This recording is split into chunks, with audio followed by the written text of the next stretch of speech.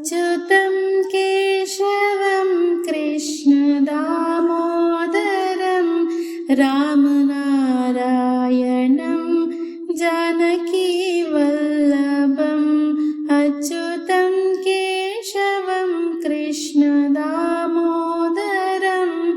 रामनारायणं जानकीवल्लभं कौन कहता है भगवान आते नहीं तुम मीरा के जैसे बुलाते नहीं अच्युतं केशवं कृष्ण दामोदरं रामनारायणं जानकीवल्लभं कौन कहता है भगवान काते नहीं बेर शबरी की जैसे खिलाते नहीं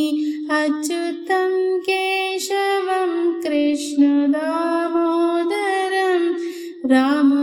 रामनारायणं जानकीवल्लभं कौन कहता है भगवान नाचते नहीं गोपियों की तरह तुम नाचते नहीं अच्युतं केशवं कृष्ण दामोदरं रामनारायणं जानकीवल्लभं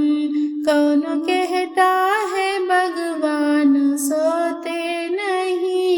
माँ यशोदा के जैसे सुलाते नहीं अच्युतं केशवं कृष्ण दामोदरं रामनारायणं जानकीवल्लभम् अच्युतं केशवं कृष्ण दामोदरं रामनारायणं जानकीवल्लभं रामनारायणं जानकीवल्लभं रामनारायणं जानकीवल्लभम्